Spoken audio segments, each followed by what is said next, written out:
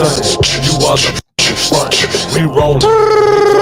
And all y'all doing explicit content. Come find me. I'll hit you with the potion, man. All we do is grind.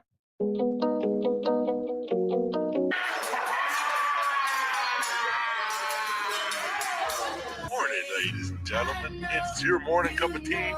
Don't tell me what, tell me who. And Yep. brain jerk fellas, pillars of the community. I'm honored to be here. Yep. But They're the Wu-Tang Clan as shit gets deep. Their actual superpower is something called the synchronicity wave.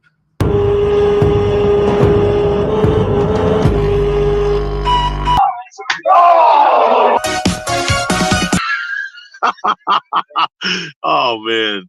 you know, I'm not the moral police. Right. Like, do your thing. Yeah. Just we're going to be doing this over here, and we're going to be learning and educating so we can pass it on down the line. And use your ability to feel the turn of the universe to really understand and empathize with your fellow man to improve their day just a little bit.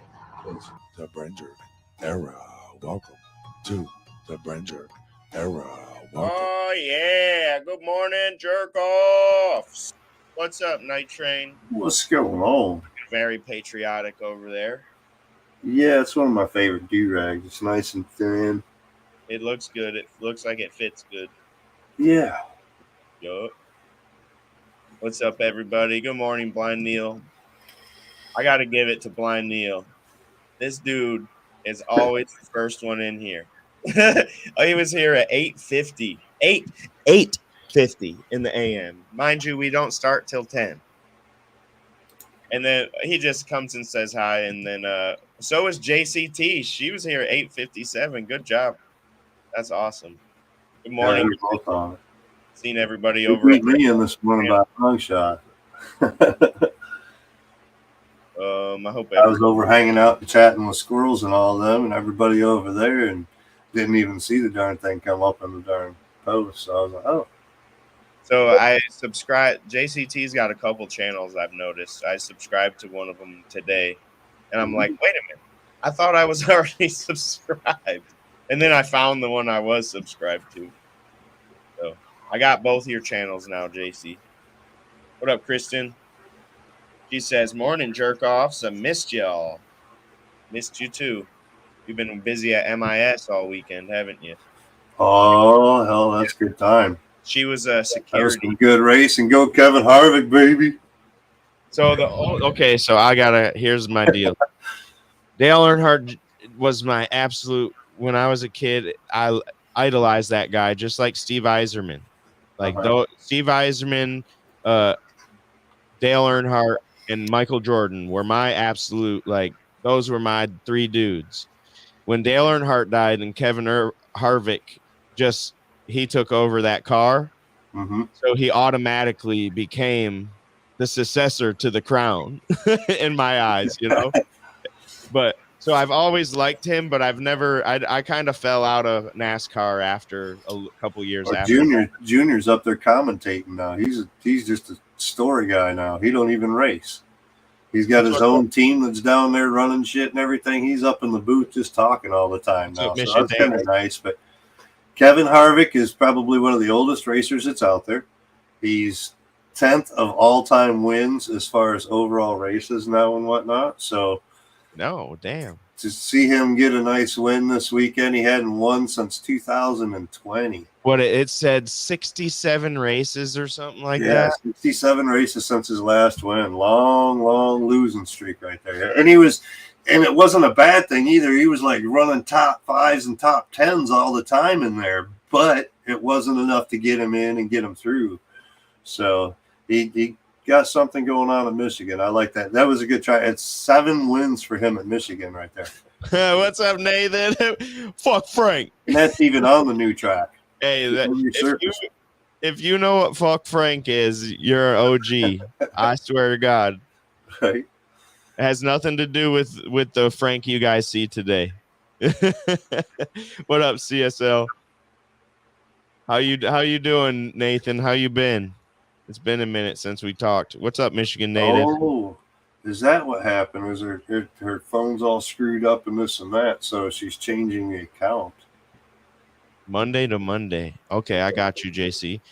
Kristen says she was there from for a whole week, Monday to Monday. Yo, what's up, Nathan? Nathan Allen from Eat My Treats. He's the owner of Eat My Treats. They are in the building. Well, They're in the building. If this is the channel that she's got, I got it. So there's one with her face with the glasses on, and then there's one from like a side profile. So which one is the one that she's gonna have? Ooh. Saldale Jr. come down from the press box. Kristen said. This is the one she's on currently. We worked 6 to 6, stayed till 11 at night. Race day though, nice. Dude, next time you get an opportunity like that, you better hit me up because I'll sneak my cameras in and I'll be the press too. They'll probably check you all for those things though. The one with the face is the same one here. Oh, neither one of them, huh? Oh shit. She's gonna have a whole new account, so we'll have to stay tuned and see JCT when she gets her new phone. Yep. We'll post that link. And get her a new link. Yep. Oh, neither of them. I'll have to. Yep. Maybe she can post on there when she's getting ready to get her phone or something so we know to be on the lookout. Yeah, definitely do that. Don't want to get imposters. You have to let us know it's you. Yeah. So, well, we have to have a code word or something we know that you'll send us some of those bathing pictures when you get the new phone. He's silly. Man, they always need workers for events. You could have for sure done it with us. Sneak some footage in. I need to get a press pass to those things. I wonder how you get press badges and stuff. That'd be sick. That'd be good. A little extra. Yeah, Cool Frank is the shit. Yeah, Cool Frank's cool as fuck. Detroit Frank's cool as fuck. You might be able to work something with the brain jerk thing. You know what I mean? Dad, get on that. We got one race next year. Come on. Well, we got to be there. The whole reason that I even brought to my attention is because Dad's talking to somebody that is that we've worked with before and trying to get press badges for a show coming up. So I think Michigan, I think it'd be a tricky one though. I think the race would be a little trickier. I think that if I were to, there's a way to get a press pass, right? There's a way to contact the UFC to get press. Probably just have to have certain criteria met as far as your legal documentation to be able to be pressed and this or that. You know what I mean? What up, Keithy? How you doing, brother?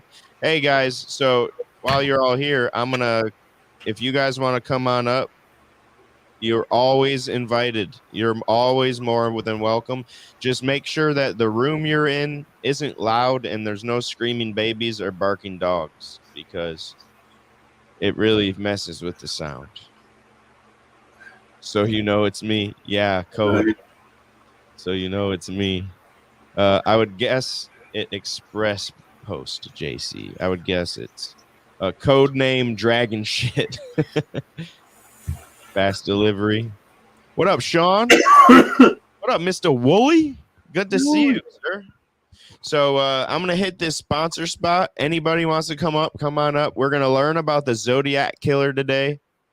It's gonna be a video we're watching. So as soon as if the video goes out, I need somebody to tell me ASAP so I can pause it and we can talk about it. Don't catch it. I do have the window up just in case. Okay, and then our Earth Dweller today is a Jackal. So we're going to be learning about the Jackal.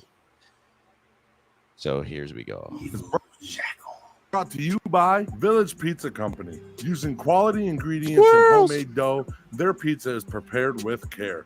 Their goal is to properly serve their community a simple yet delicious pizza. Visit villagepizzamaybee.com for more information.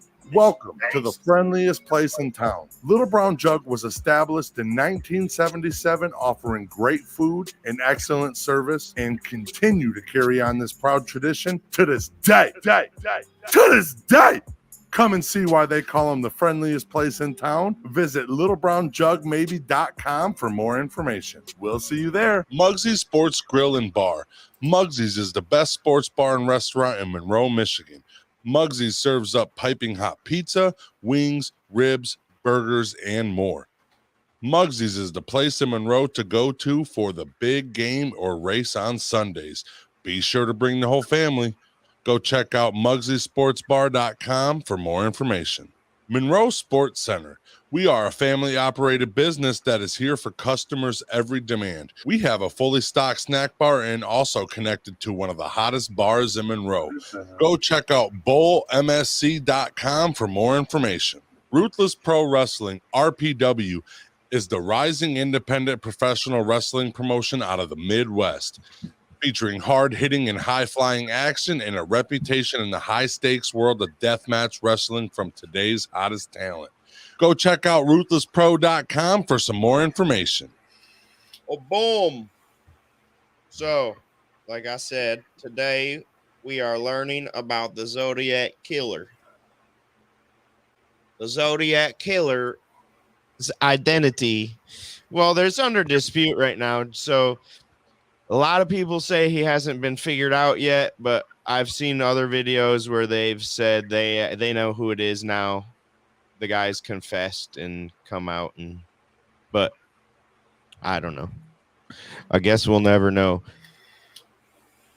Let's learn about the Zodiac Killer on Terrible Tuesday. Whoops. Climbed into his Rambler station wagon and went to pick up. There The we go. 20th, 1968, 17-year-old David Arthur Faraday climbed into his Rambler station wagon and went to pick up 16-year-old Betty Lou Jensen. They had only known each other for they went to different high schools in Vallejo, a city located within the San Francisco Bay Area, and this was supposed to be their first date. David went by the Jensen home to meet Betty Lou's parents. Afterwards, the couple stopped by a friend's house on their way to a concert. Their last stop of the night was a secluded area along Lake Herman Road, which was a popular lover's lane. Parking spot. The two of them were hoping for some privacy, but another car soon pulled up alongside them. A dark figure walked out and approached Faraday's Rambler. He pulled out a .22 caliber semi-automatic weapon and shot the vehicle, purportedly to get the high schoolers to exit. David Faraday was his first target. The killer shot him once in the head. Betty Lou Jensen had time to make a run for it, but she didn't get very far. Her body was found 28 feet from the car, shot 5 times in the back. Faraday was still alive when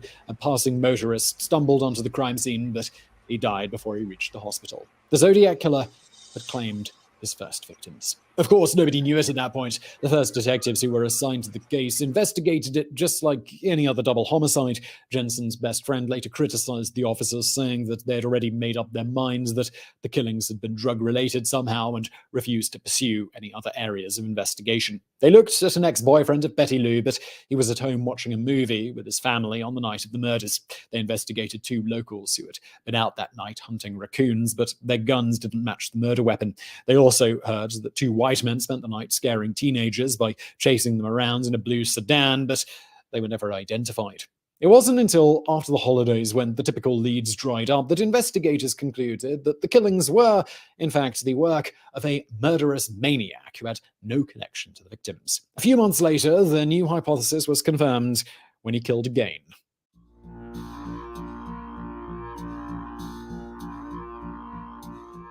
On July the 4th, 1969, a very similar scenario unfolded when the gunman pulled his car behind a couple parked in another secluded area, this time the Blue Rock Springs golf course just a few miles away from the first crime scene. These victims were a little older. Michael Magoo was 19 years old, while his girlfriend, Darlene Ferrin, was 22. The killer got out of his car and pointed a flashlight at the couple so they couldn't see him. At first, they thought he was a police officer, so they got out their IDs as he approached their car. However, as soon as he reached the driver's side window, he started shooting. He fired 5 shots inside the car and then simply turned around and slowly made his way back to his own vehicle. However, he heard Michael Magoo moaning in pain, and realizing that he was still alive, he went back and put 2 more bullets into each body before leaving the scene. Less than an hour later, the Vallejo Police Department received a call traced to a phone booth just a few blocks away from the station. The man on the line said, "I wish to report a double murder. If one of you will go a mile east on Columbus Parkway to a public park, you will find the kids in a brown car. They have been shot by a 9mm Luger. I also killed those kids last year." As it turns out, the police were already aware of the shooting. A few teenagers had found the couple just minutes after the killer left, and this ended up saving Michael Mago's life. Darlene Ferrin was pronounced dead at the hospital, but Mago survived the attack. Not only that, but he saw his attacker because the shooter didn't bother to hold up the flashlight the second time around. He described the killer as a white man in his late 20s, early 30s, short, around 5'8" or 5'9", with a stocky build, brown hair, and a round face.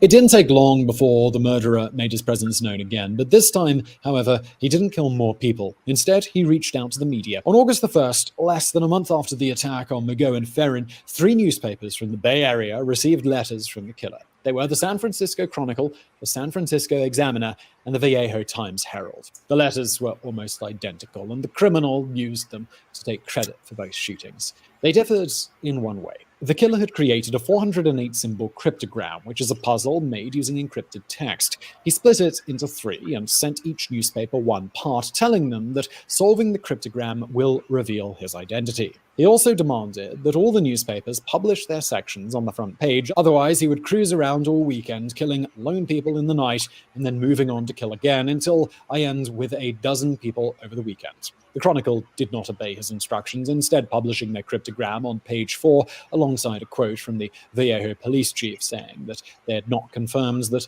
the letters came from the real killer and asking for more information to prove his identity. The gunman did not act on his threat. Instead, he gave in to the request of the police chief and wrote another letter, this time only to the Examiner, in which he included details about the murders that were not public knowledge. There was no doubt anymore that this killer was also the author. There was something else notable about this particular letter. It began with the chilling words, "Dear Editor, this is the Zodiac speaking." It was the first time that he gave himself the name that would go on to become one of the most infamous words in criminal history. He soon accompanied it by a close-up which he often used as his signature, thus making Zodiac perhaps the only serial killer who had his own logo.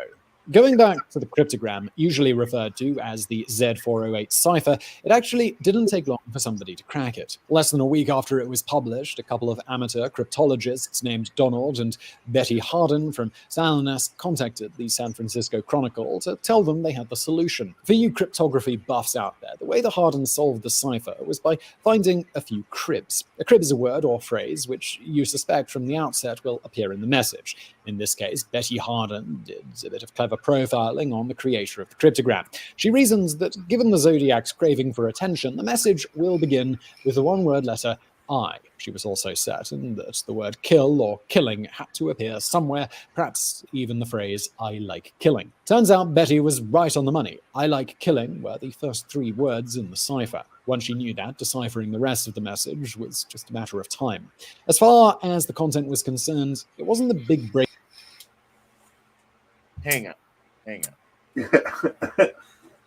So they get this coded message, and she uses this made-up thing from her mind.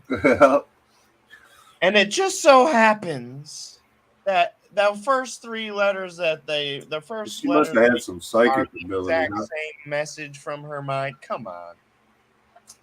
Just wait. I think I stopped it too early, but what in the hell? That's crazy. I don't believe let's just take a stab at it. Yeah, exactly. Well, I think this first sentence right here will be I love killing. Yeah. There, and it was close. I like killing. Oh, yep. From there, they decipher all these other letters. It must have been right. I love killing thing. That's how. Let's see how many letters are taken up in the word I like killing. Yeah, but what if it's you know not? What I mean? Or I love killing. How many letters are taken up? They got to figure out the rest of those letters now too. How's that? Okay. He says that's how code breaking works, but at the same time, it's like wouldn't. Were hoping for. Despite his promise, the Zodiac was not foolish enough to include his identity in the message. Instead, he talked about how he enjoyed killing and that he planned to continue to do it so that his victims would become his slaves when he is reborn in paradise, and giving his name would only slow him down. The whole message was coherent, albeit rife with spelling errors, except for the last group of 18 letters, which appeared to be gibberish. If there is Now, Oh, except for the last 18 letters. Everything else was perfect. tell me. Wouldn't, if they were right about their code, wouldn't all the letter, I mean, unless it Yeah, was if the code was complete, purposely it- gibberish, you know, unless it was purposeful gibberish. But if the the code was right, I would think there would be zero gibberish there. Hey. You'd think, but I mean, all our code in the military and everything, when we had encrypting and everything else, it was specific as to what it was. There was different ones you could use, but it was all specific all the way through. There was no flaw anywhere, you know what I mean? right. There is some hidden meaning behind them. We haven't figured it out yet. And speaking of cryptograms and cryptography, Dashlane. Dashlane is today's Berryessa in that. On September the 27th, 1969, he attacked a college couple who were picnicking by Lake Berryessa in Napa County, California. 22-year-old Cecilia Shepard and 20-year-old Brian Hartnell were approached by a man who matched the description given by Michael McGough. As he made his way towards the couple with a gun in his hands, he put on a strange black hood like something an executioner would wear. It also had the zodiac crosshair symbol on the front, and the gunman complemented it with a pair of sunglasses. He told the couple that he was an escaped convict and that he intended to simply rob them and steal their car. This might have allowed them to lower their guard somewhat as they were tied up. Once they were immobilized, though, the Zodiac pulled out a knife and stabbed them both multiple times. Afterwards, he hiked up to where Hartnell had parked his car, and using a felt-tip pen, he wrote on the door, Vallejo, 12th, 20th, 68, 7, 4, 69, September 27, 69, 6:30, by knife. These were the dates of all the killings. Clearly, like he knows even how to if he spell. used a knife instead of a gun this time, he did not want anyone to think that somebody else committed these murders. But this was still not enough. Later that day, he called the police again and said, I want to report a murder. No, a double murder. They are 2 miles north of Park headquarters. They were in a white Volkswagen Carmen Ghia. I'm the one who did Nice it. car. And the Zodiac made the call from a phone booth just a few blocks away from the police department that he was calling. It was becoming pretty clear that taunting the authorities and showing them that he was smarter was almost as important as the killings themselves. Just like before, one of the victims survived the attack. Both Shepard and Hartnell were still alive when they were discovered. They were taken to hospital, but Shepard succumbed to her injuries, while Hartnell made a recovery. The last known Zodiac killing took place 2 weeks later in the middle of San Francisco. On October the 11th, cab driver Paul Stein was murdered on the job. A white man who matched the previous descriptions of the Zodiac got into his cab and asked to be taken near Presidio Park. Once they reached their destination, the passenger shot Stein once in the head. Afterwards, he took the victim's keys, his wallet, and cut off a piece of his shirt. The killer was seen by multiple witnesses as he walked away, and they were able to give a description. The murder was so different from the rest that nobody initially suspected that the Zodiac was the culprit. They thought it was just a regular robbery that escalated to homicide. However, like before, the killer took steps to ensure that nobody else would get credit for his work.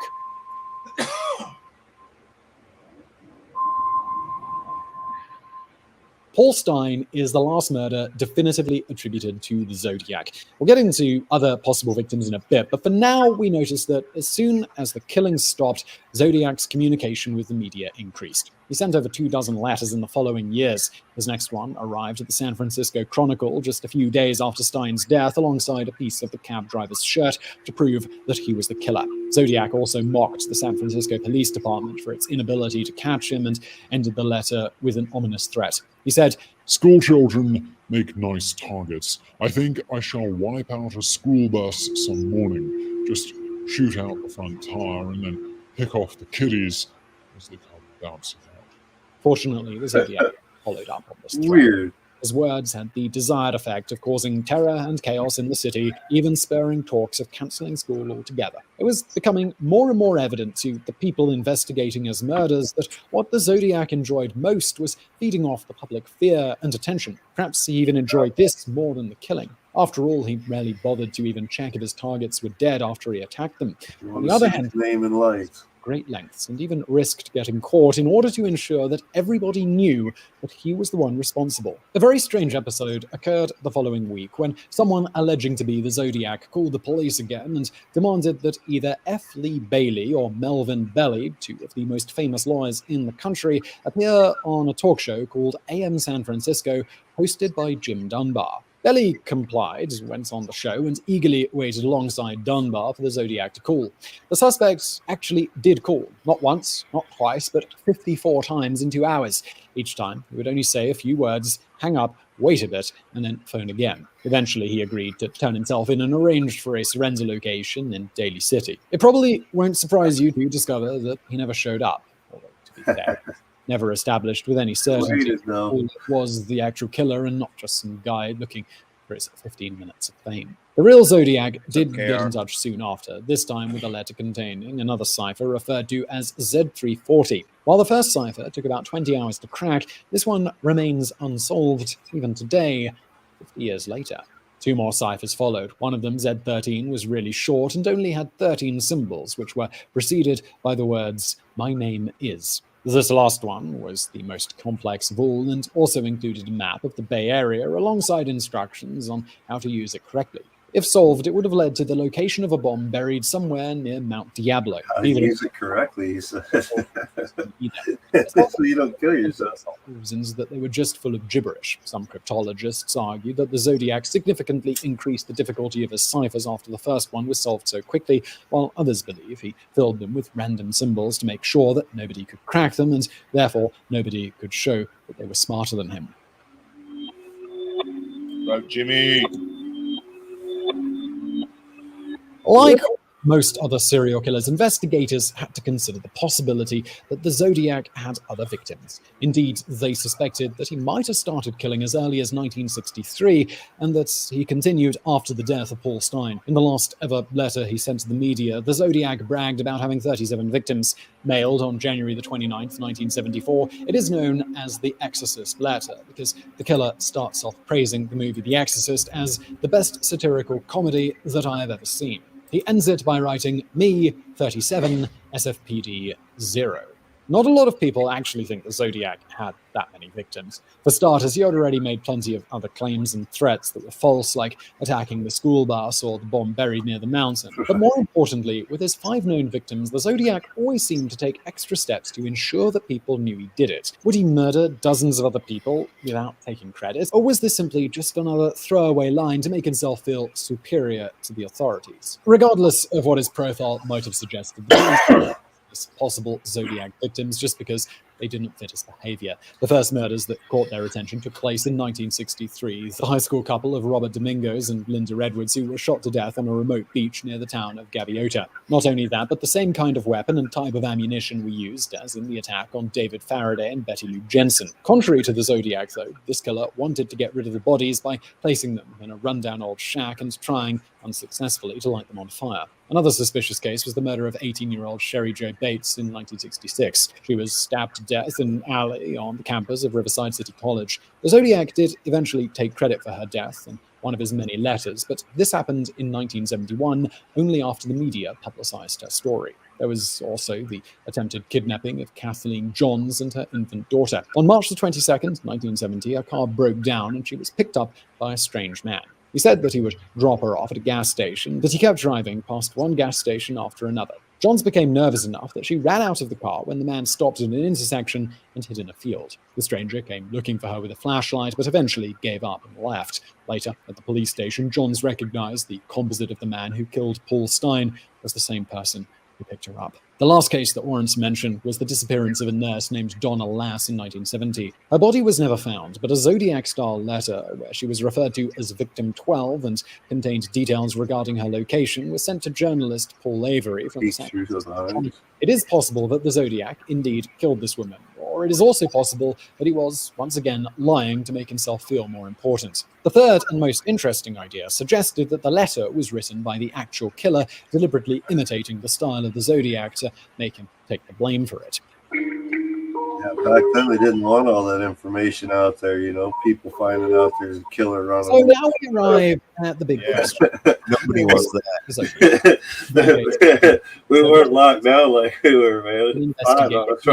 None of them school, arrested or charged with it. 25. We might as well start with the biggest one of all, Arthur Lee Allen, a convicted child molester who lived in Vallejo. To this day, he remains the only suspect ever named publicly by the police. Robert Graysmith, a cartoonist who worked for the Chronicle at the time of the killings and who wrote 2 definitive books on the Zodiac case, also named Arthur Lee Allen as being the murderer. There was evidence for Allen as the Zodiac. He owned a pair of boots identical to those of the killer. He had a watch with the crosshairs symbol on it. He was even identified out of a photo lineup by one of the surviving victims of the Zodiac. However, the photo ID occurred many years after the attack, and a questionable DNA test back in 2002 may have exonerated him, although he was later deemed inconclusive. The problem with DNA in this case is that there are no good, reliable samples. Officers back in the 60s and 70s had no way of knowing that DNA would end up becoming so important in the future, so the evidence was handled poorly and tainted. There was some renewed hope a few years back after the Golden State Killer was finally identified using a genealogy website. Investigators hoped that the same thing would happen for the Zodiac, so they resubmitted for analysis stamps that had been licked by the killer to see if they could obtain a full DNA profile. However, this was back in late 2018. No new developments were ever announced, so presumably, that analysis didn't work. Arthur Lee Allen died in 1992 of a heart attack, and many people remain convinced that he was, in fact, the Zodiac. One of those people was David Toshi, the chief investigator on the case. We should take a quick moment to mention him more in depth, as he was quite a character himself. He had the reputation of being a tough guy, although he enjoyed wearing bow ties and colourful jackets. He served as inspiration for Dirty Harry, as well as Steve McQueen's character in Bullet. He had an ignominious and bizarre departure from the Zodiac case in 1978 when it was discovered that he had been sending letters under fake names to San Francisco newspapers praising himself and the work that he was doing on the case. At one point, he was even suspected of forging a Zodiac letter, but this idea was later dismissed. Like we said, Allen was the only suspect. The police did not stop other sleuths from advancing all sorts of ideas. Many of them claim that other notorious killers like BTK or the Unabomber were also the Zodiac. One former detective wrote a book where he advanced the outlandish hypothesis that a convicted serial killer by the name of Edward Edwards was responsible for many other infamous unsolved murders. This includes Zodiac killings, but also the Black Dahlia, John Bennett Ramsey, and Jimmy Hoffa.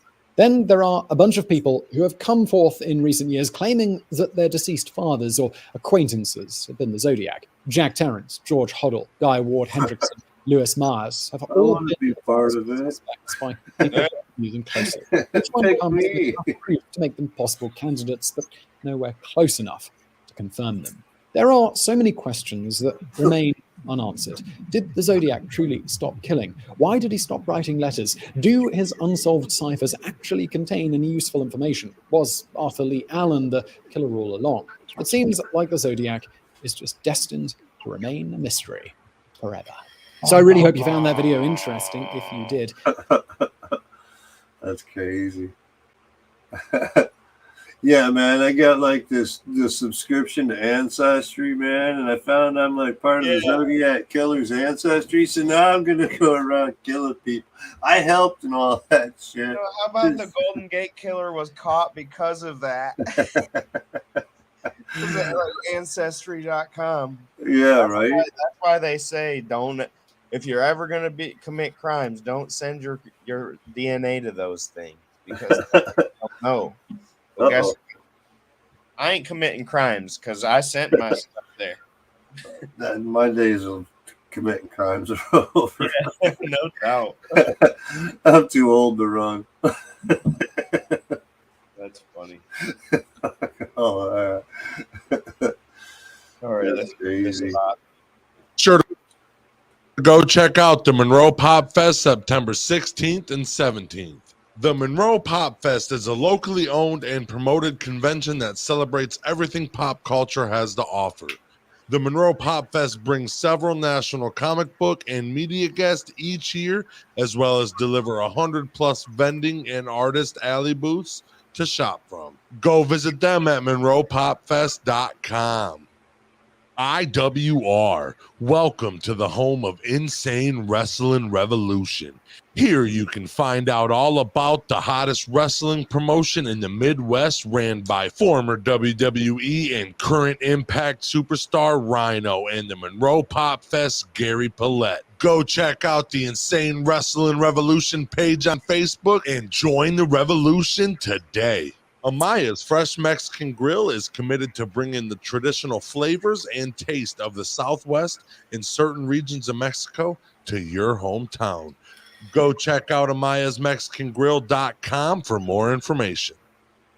Earth dweller of the day. Earth dweller of the day. This is the Earth dweller of the day. See what's walking on this earth. Okay. What is the Earth dweller of the day? What? Yeah, buddy. Like a big shot. So really, you know, what if someone calls you a jackal, Night Train? What does that mean? I don't know. I always thought it was like a translation of a jackass or something. Like a dipshit or something. Yeah. I always think. Yeah. So apparently being a jackal isn't a good thing, right? That's how I interpret it. Right. So jackals can live up to 16 years, and they're part of like the wolf family. Right. Wolves are cool. They hunt in pairs, so there's always at least two of them. Where do they live? Where in the hell country is that? It's Africa. The way this map was set up was weird. So it's in the Sub-Sahara, Africa, and Eurasia, all up in there. I didn't see America. That's why it was weird. Okay. America's not on that now. They eat antelope, reptiles, insects. What do you think kills them, Night Train? Give me a couple guess. Kills them? I would say larger cats, lions, rhinos, maybe something like that. Hyenas, leopards, and eagles. Ooh, eagles. Yep, hyenas. They must be a fairly small dog then, you know? Yeah, they get about 15 to 24 pounds. Oh yeah, that's tiny, dude. That's like total mid. I mean, my dog, as a female, she's like maybe 40 pounds or something like that. She's a Siberian Husky, so I mean that's a medium-sized dog, so it's considered a small dog. Yep, they usually have about 5 babies at a time. Their favorite food is antelope. Antelope would be good, I would think. These bad boys can run up to 16 kilometers an hour, dude. That's fast on foot. They usually have created. The creatures are canines, which are relatives to not only wolves, but fox and coyotes. That's why they kind of look like a fox. And then let's check out this video.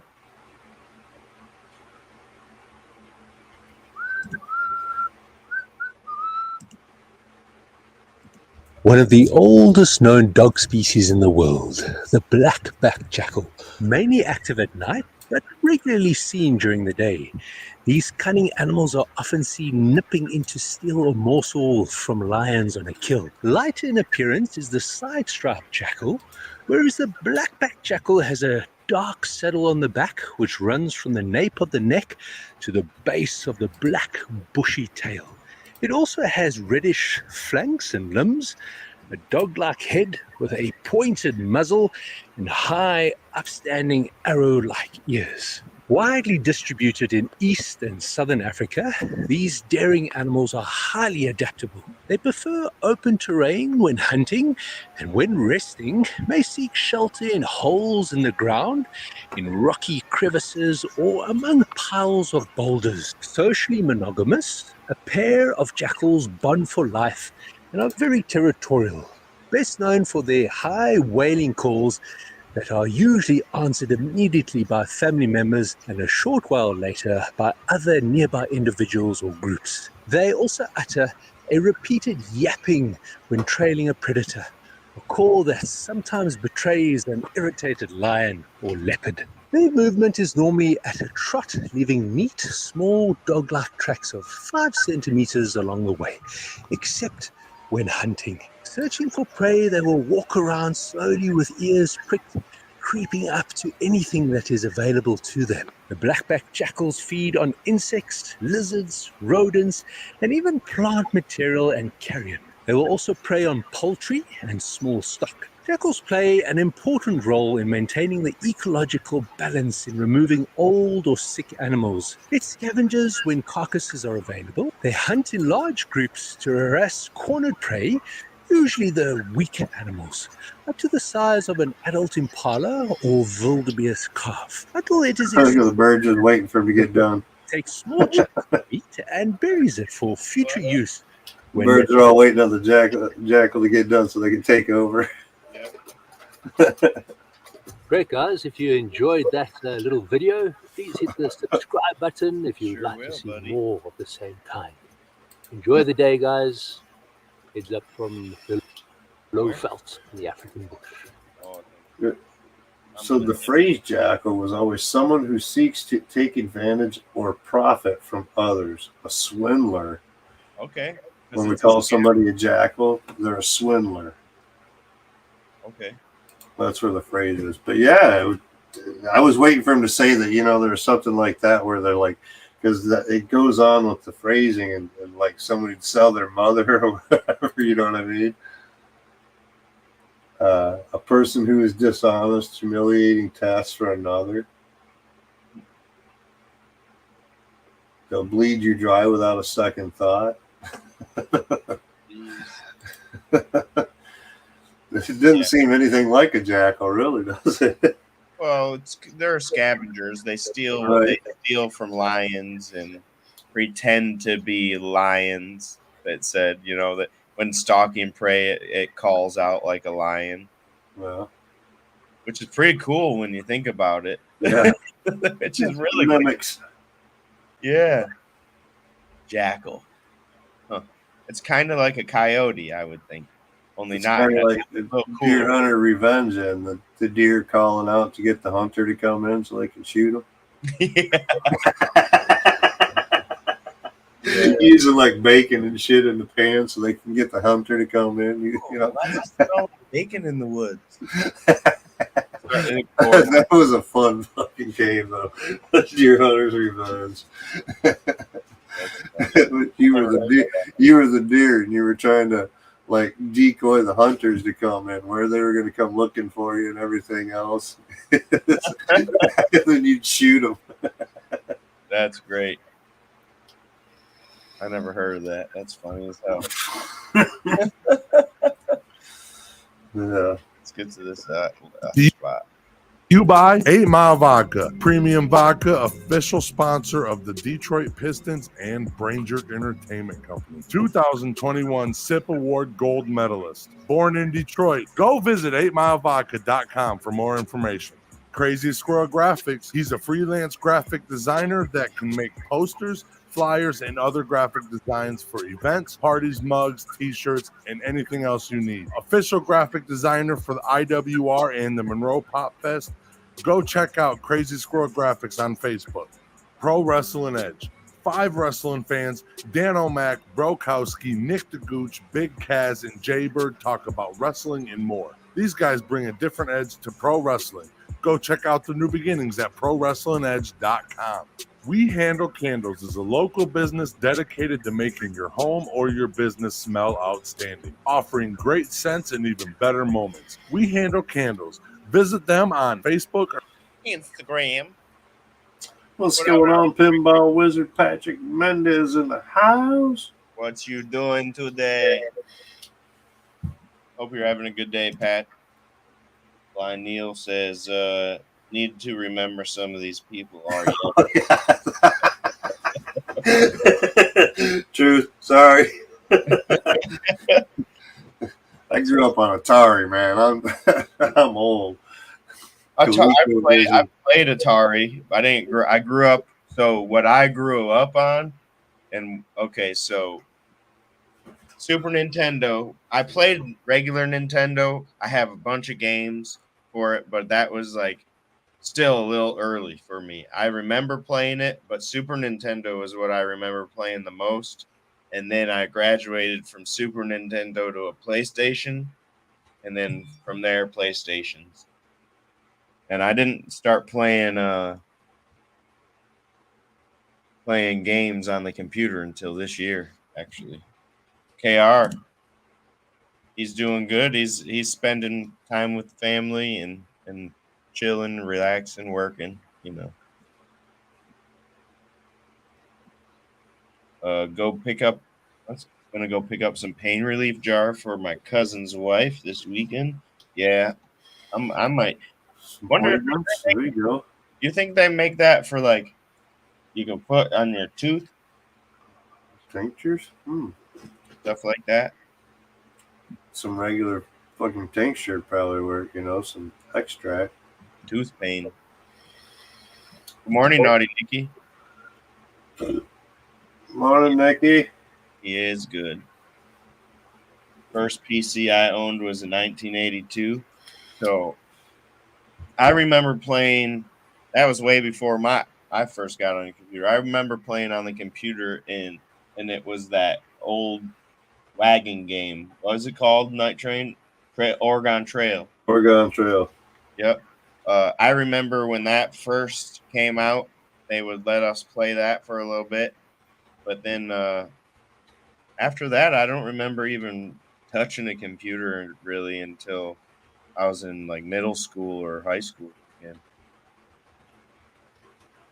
I was an outside kid. I wasn't into the video games that much. I love video games, don't get me wrong, but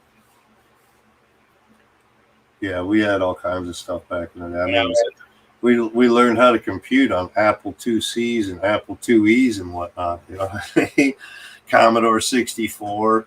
You had a big old tape drive that you had to put in and everything else just to run your computer to record information on was actually a cassette tape. That kind of thing. I was so flicking sick yesterday. I seriously thought I might die. The big old wide floppy disk came out. Those were like the hot thing, man. We could put so much information on a floppy disk, but yet it's like 30, 40 pictures nowadays you could get on.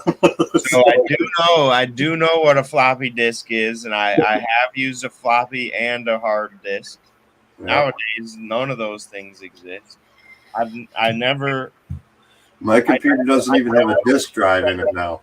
I know what an 8-track looks like, but I've never listened to it. I got cassette tapes, all kinds of cassette tapes.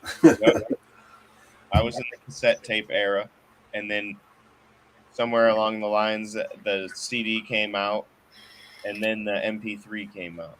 Well, and now MP4s. MP4 minute had video. Hope everything's good, Naughty.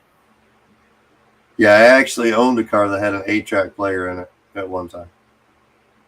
My dad is Terry. My dad's name is Terry. My real father is my real father's name is Terry.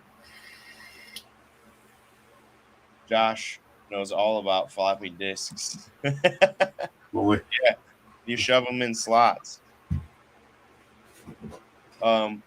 Remember that? What was it? It was a big disc, but it was a TV for the TV videos and stuff. Laser disc. Yep, laser disc. It was just like watching a movie. It was a big, huge disc that you could buy. Yep. I only know of that. It was the highest graphics. It was like 720 graphics back then, or something like that. We thought that was the shit, dude. I only remember that because of watching it in school there a couple times. Yep. Yeah, it did. Like PBS did a bunch of things. There's a bunch of videos you can buy on them and whatnot, but it took up a lot of space still, even then. I think I was in high school. We went over to a friend's house or something like that. High school or junior high. It must have been junior high. went over to a friend's house, and we thought it was cool that they actually had AOL then. I mean, it was like the first time ever being on a computer that was internet. I was like, wow, dude, this is the internet. We used to do this, or we would connect like the neighbor down the road would have a modem, have like 3 different phone numbers you could call or whatever, and we could get on and play like Dungeons and Dragons all in text together. Oh, really? That's how we played before, you know. That was our first internet type experience. It was called bulletin boards. But yeah, it was crazy shit. I remember dial-up. I remember you couldn't use the phone when you were on the internet, or else it'd scream at you. Yep. Fax machines still do that from time to time, I've noticed. Yeah, we didn't have none of that shit back then. I remember beepers. I remember pagers. I wasn't in that era. But I know people, older generation. You guys had beepers. I used to have bag phones, man, where you had the little bag and it had a phone and a battery in it. You plug it into your charger and the cigarette lighter in the car to charge it, and you could actually, aim the antenna up, and you could actually call people right from your car and everything. Really? I never heard of that. had the cord on the thing and everything. Dude. I never heard of that. Yep, bag phone. It was a little carry pouch, man. It had the phone in it, and the charger, and everything. All you needed right there, and it was just a carry bag, almost like a purse or something that you carry, and the phone was with you all the time. Had an antenna sticking out the side of it, and whatnot. Wow. Hey. But it got us there. I could see it. Right. It's just like a satellite phone of sorts, but it's picking up a radio. Like a sat phone. Yeah. It was just that past pagers. You know what I mean? You had a pager so everybody could call you, and if it was important, you could use your bag phone and call them. Otherwise, you started texting in code on the pagers. You know what I mean? Blind Neil sounding like he's throwing an ad out there.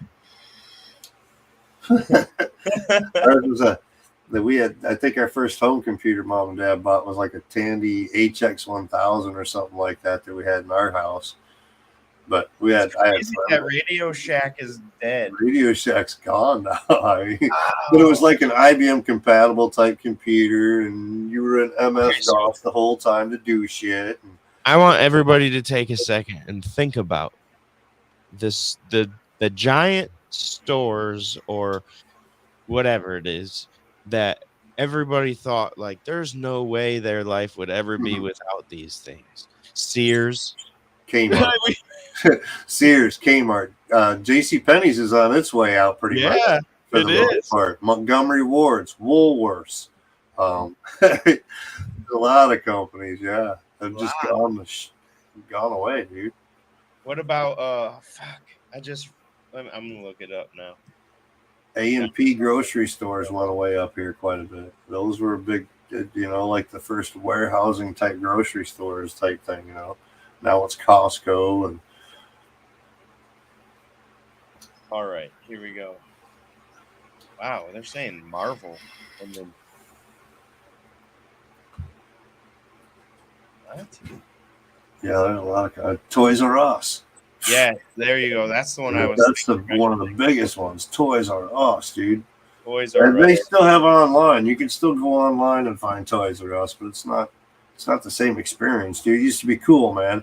I mean, that bike aisle and the ride-on aisle was so huge, and you could like test them right there in the aisle and whatnot. I had Dad pulling every one of them damn things out so you could check it.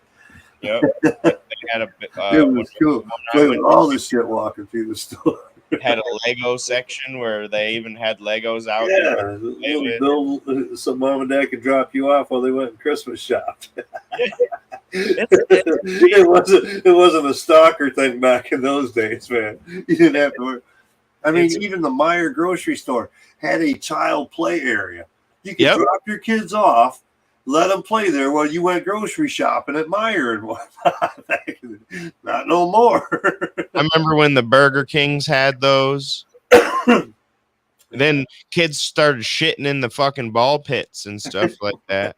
If somebody's always got to ruin it for somebody else, everybody else. We got a McDonald's with the play area over here, just one. But yeah, they've gone away. A lot of it went away with COVID too. Well, even with like those toy displays and stuff like that. Everything used to be really interactive, and then it slowly is things stopped. like that. Yep. It's slowly The become only time you more. get that now is at Christmas time or Halloween when you're going through just a couple aisles. Yeah, ain't much. Yep. Sad. It's sad. And depending where you're at, I went to Walmart one time. It wasn't in my hometown, but it was somewhere else. And literally, you had to call somebody to unlock anything and everything. Yeah. Best Buy's pretty tight that way. Even like for any, well, there's so much electronics and it's so easy to steal stuff. Everything's so expensive nowadays. So, I mean, I can see at Best Buy, but I mean, everything's got barcodes. I'm talking even like candy, you got barcodes and shit. You got to scan to get out the door. Chapstick and shampoo, and bread, and bar soap.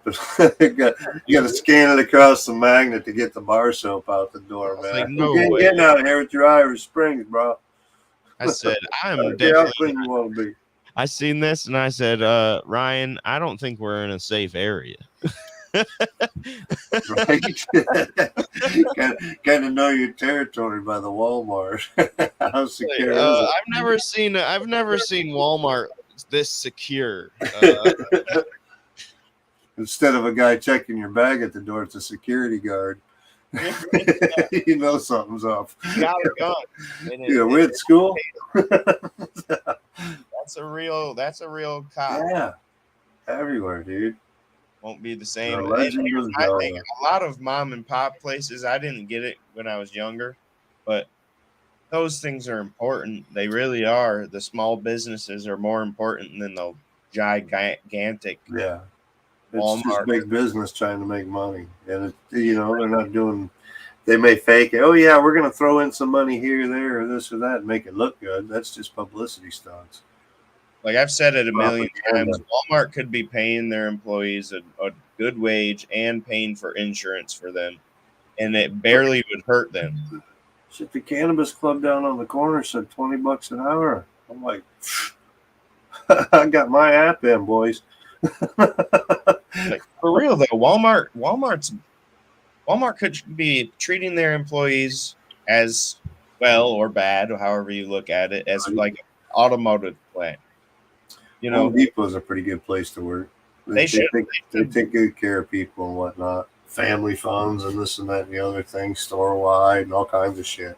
If you work at Walmart, I kind of feel like maybe if they had these plans of insurance and dental and got paid like the auto plant does, maybe work on their system of sorts, I think that those places would run better. The people would care more.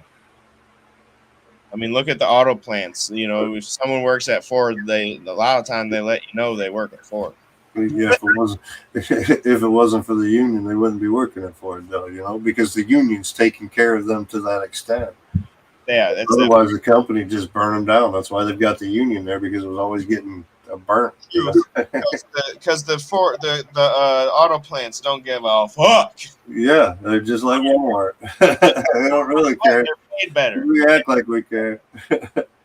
Yeah, I think at one time, Myers even had like a daycare or something like that for their employees or whatever that they were working on at one time. I mean, I thought that was pretty cool. Dude, how about babysitters?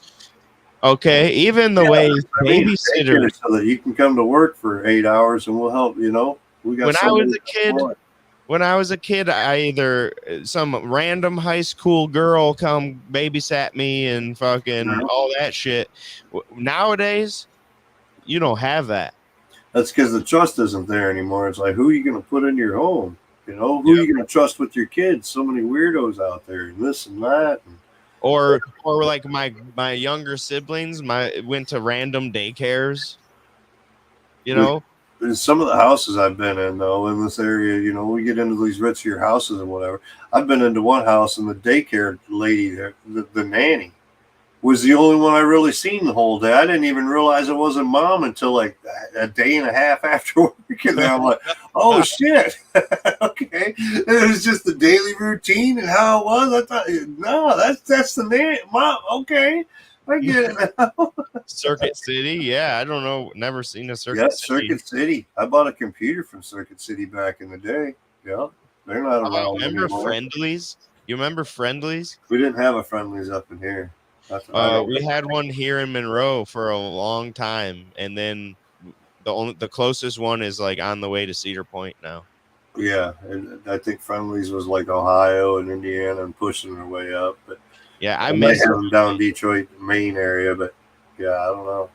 I believe we never got it up there that I saw. Now that building now is a public house, I believe, which is a great restaurant. What about ABC Warehouse? I've never There's been another there. company. ABC Warehouse was like a Best Buy Circuit City type thing too. That was all TVs, appliances, and all that kind of shit. It was like the stock up. Like There is an ABC. appliances I've for seen a Walmart. couple of them. I've seen a Yeah, couple. they're far and few in between. Yep, but I've never been in there. And they're usually Well, one. sometimes. There's one in Detroit.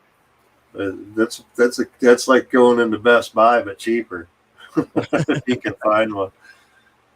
Oh, Yeah. I remember, but the ones that I remember the most are Sears and J.C. Penney. Those two were the ones like my grandparents shopped at. And then you got the companies that went with them, like Craftsman. I mean, Craftsman's dying off hard. I mean, everybody's got a guarantee. Even Great Neck from AutoZone has a full-time guarantee. You break a tool, you take it back, they'll replace it right there off the shelf.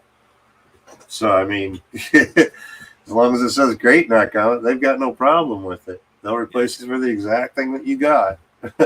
But, yeah, I mean, everybody's got a warranty on their shit that way now for tools and stuff, so Craftsman's gone to shit.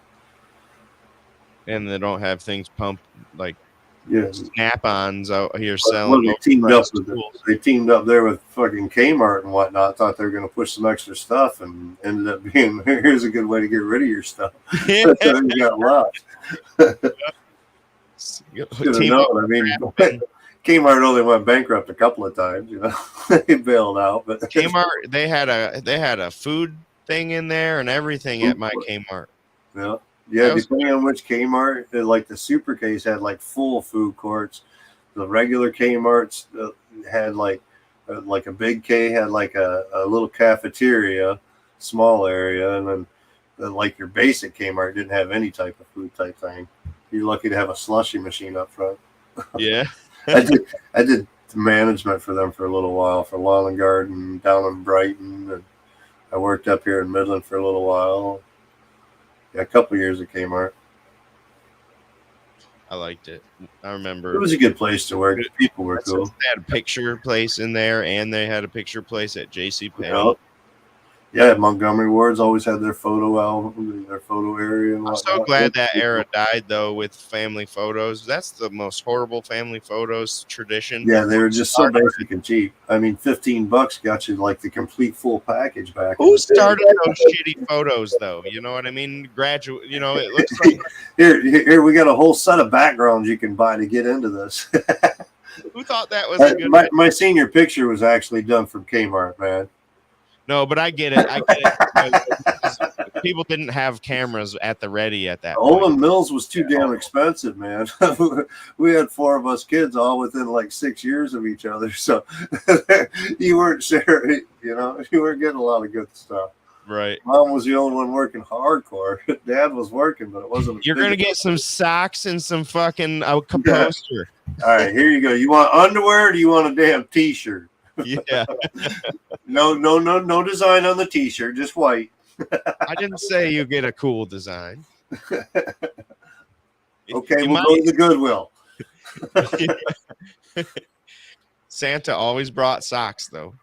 Socks and Still underwear. the Goodwill. My wife finds me all kinds of jeans anymore. I mean, that's like they don't make them like they used to. They don't last like they used to. So it's like, why spend all that big money, $30-$40 for a pair of jeans that's going to last you 6 months when you can go get some older ones from the darn Goodwill or Salvation Army that they've been worn for 6 years and they're still good. Well, dude, so they sell buckle jeans at the buckle store for like 100 to fucking $150, right?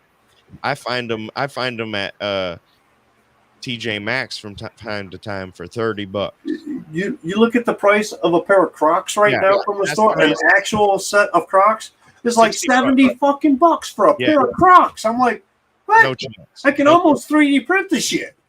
I'm not doing it. I almost joined the I wave. want a new pair. I've been looking. I can't find no cheap ones, bro. I almost joined the wave, and I'm like, nope, I'm not paying 70, 60 bucks. I'm not even paying $40 for it. You give me a $20 pair of Crocs, and I'm in. I think these are like Dollar General for like $8-10 or something like that. But I got these back in the day. I'm like, I'm glad I still got them, but can't find them cheap. I'm willing to pay that much for. These are getting pretty thin on the bottom. I mean, I don't wear them in like wet weather because they'll soak right through. It's like those Yeezys. Have you ever seen Yeezys? Yeah. No. Yeezys has a form of Crocs, and the Yeezy shoes are the most disgusting shoes I've ever seen, and they're like $400, $500, $600 a piece. It's like, what? You guys are silly. What are you guys doing? Why are you spending your money on this? Oh well. Yeah. Whatever makes them happy. No, Neil, there's some actual 3D prints. I'm just afraid I'm going to spend all that time printing an actual pair.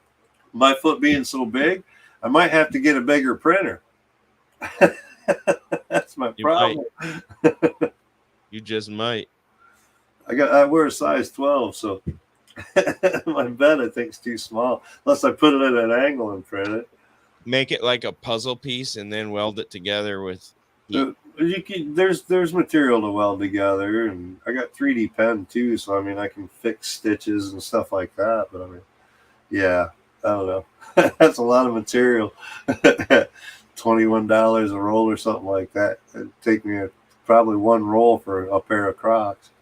Well, that's $20. You were about to. Yeah, it's still cheaper than 70. You could use 2 rolls, buddy. Yeah, I could sell them, man. Sell them for half price. $30, $40. No doubt. Well, it's that time. Thanks everybody for coming in. We'll see you tomorrow for Wacky Wednesday. Peace out. Brought to you by 6 left contact. Just flying the plane around. Do you seem comfortable with that?